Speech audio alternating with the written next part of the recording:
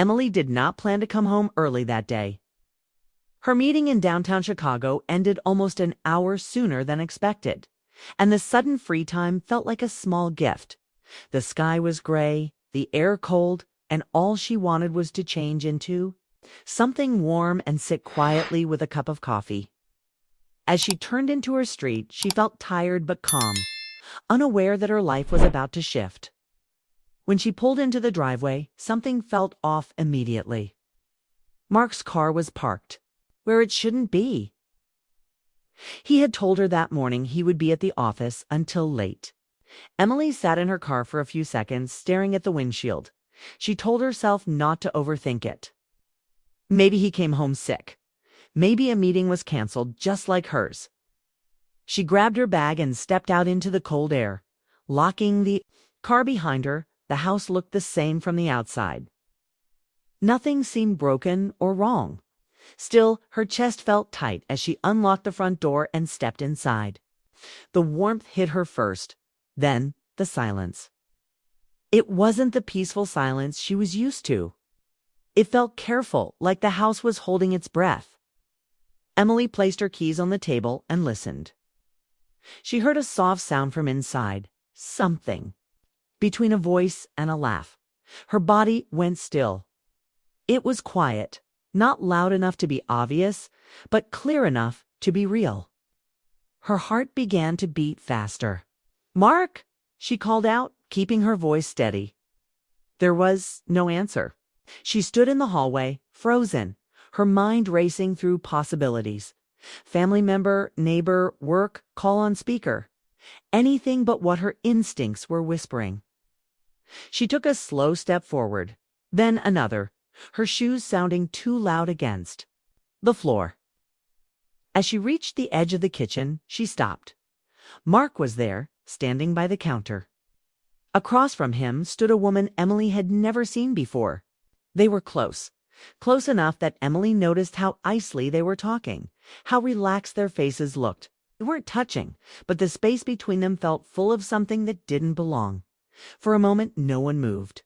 Then Mark turned and saw her. His face changed instantly. The color drained from it, and his mouth opened slightly, like he wanted to speak but couldn't find the words.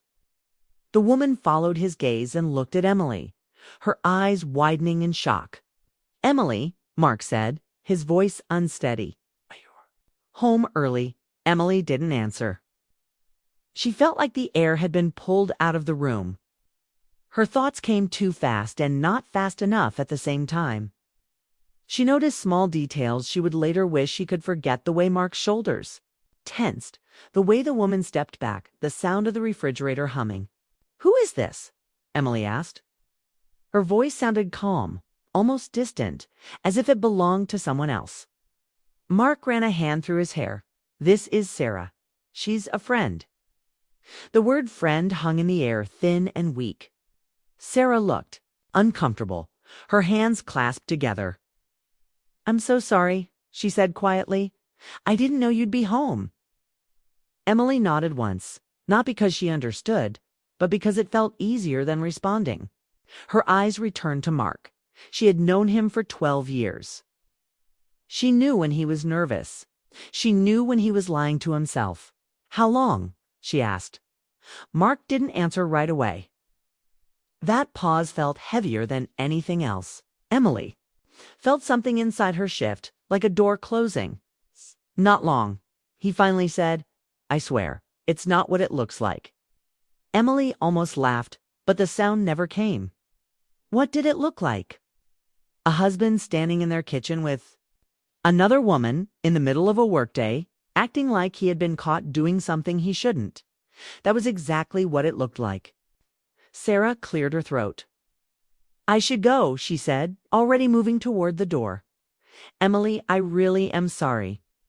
Emily watched her leave, her footsteps fading quickly. The door closed, and the house fell into a silence that felt heavier than before. Mark turned to Emily, his eyes full of panic and regret. "Please, let me explain." Emily took a step back. She felt tired all of a sudden. Not just tired from the day, but tired in a deeper way, like she had been carrying something heavy for years without realizing it. Not right now, she said. Mark nodded, swallowing hard.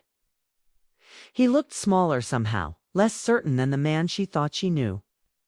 Emily walked past him, down the hallway, and into their bedroom. She closed the door gently and sat on the edge of the bed. Her hands were shaking now.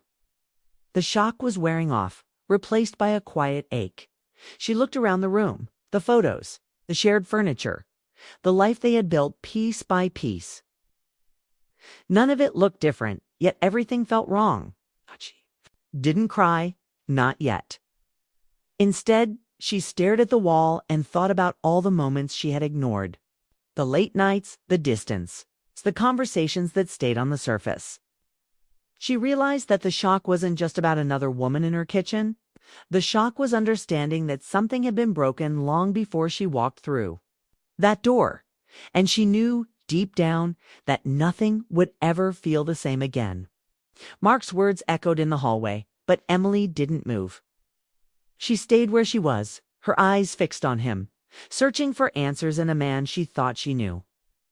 The woman Sarah had left, the door clicking behind her, leaving a silence that pressed against Emily like heavy fog.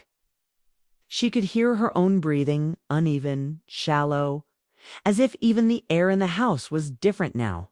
Everything felt sharper.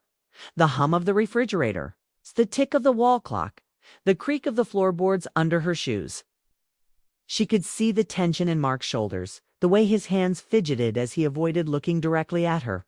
"Emily, please let me explain," he said again, his voice pleading, shaky, desperate. Emily didn't answer immediately.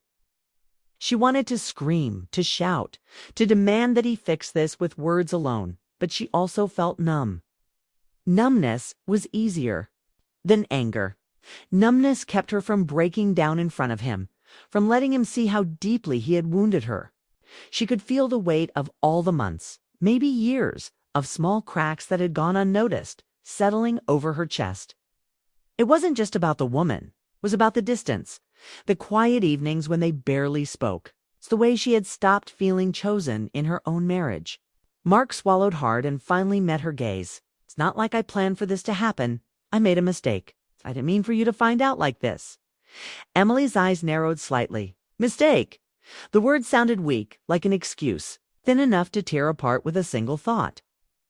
She wanted to know more. She wanted honesty, raw and unfiltered. She wanted to understand how they had reached this moment. How long? She asked again, her voice calm but carrying an edge. That made Mark flinch. He hesitated. His fingers drummed nervously on the counter, and Emily could feel the hesitation like a physical weight. It hurt more than the fact itself. "A few months," he admitted finally. I didn't know how to stop it. I didn't know how to tell you, I thought." "Maybe it would end on its own," Emily blinked. She felt the words sink in slowly, each syllable a small dagger. Months. He had carried this secret for months. Lying to her, smiling at her, sharing dinners and conversations while another woman existed quietly in his life. She thought about all the mornings she had waved goodbye to him. All the evenings she had poured herself into small conversations, believing in the safety of their marriage. That trust felt fragile now, like glass that had been chipped and cracked beyond repair. Mark stepped closer, his voice urgent. "I never stopped caring about you. I love you, Emily. I got lost. I was lonely, and I made a terrible choice. I can fix this. I want to fix this." Emily shook her head slightly. Love. The word felt heavy, twisted by betrayal. She wanted to believe him. She really did. But trust wasn't something that could be spoken into existence. It had to be rebuilt brick by brick, and she wasn't sure she had the strength to start that process. Okay. She had always believed in second chances, in forgiveness, but this felt bigger than anything she had imagined forgiving. "I don't know if I can," she said softly. The words hung in the room, almost swallowed by the silence that returned once Sarah had gone. Mark's face fell. He ran a hand through his hair, frustrated, desperate, and for the first time. Emily saw vulnerability she hadn't noticed before. It wasn't just shame. 'Twas fear of losing her forever, fear of facing the consequences of his choices. "You don't have to decide now," he said quietly. "Let's talk. We can talk, and maybe we can find a way through this." Emily closed her eyes for a moment. Talking felt impossible. She wanted to scream, to cry, to demand the truth in every detail. But at the same time, she needed space. Space to breathe. Space to think. Space to figure out what she wanted. She had spent so long being the wife who held everything together, who smoothed over tensions, who ignored small hurts for the sake of peace. But this was different. This was not small, not ignoble.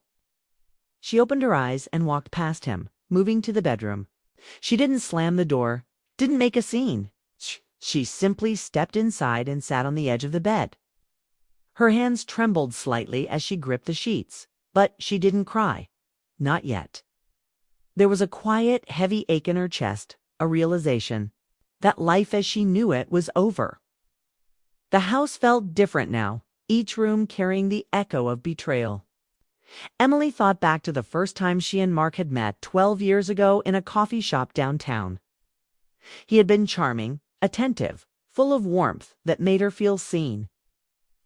They had built a life together, shared dreams, laughed at inside jokes, and comforted each other through challenges. She had believed that love could protect them from anything. That trust was unbreakable. Now she realized how fragile it had been all along. Her thoughts turned to Sarah, the other woman.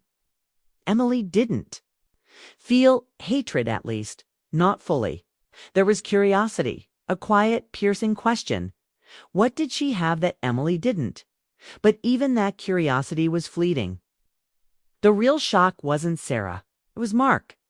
It was her husband, the man she had trusted above anyone else, who had let something so small grow into a secret that could shatter them both. Hours passed, or maybe minutes' time had lost its usual flow. Mark stayed near the doorway, occasionally speaking in low, careful tones, trying to reach her, to explain, to make her understand. But Emily couldn't hear him. Not really. Mine was racing, replaying the scene in the kitchen, the shock of walking in, the way his face changed when he saw her. Every detail was etched into her memory, and with each recall, the ache in her chest deepened. Finally, Emily spoke. "I need time," she said. Her voice was calm, firm, and there was a new strength in it that surprised even her. I need to understand who I am in all of this before I can even think about us." Mark nodded, swallowing hard. He looked defeated, but there was a hint of relief. He respected her boundaries, finally recognizing that this wasn't something to rush, something to smooth over with words alone.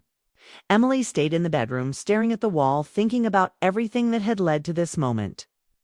She realized she had been lonely long before this encounter.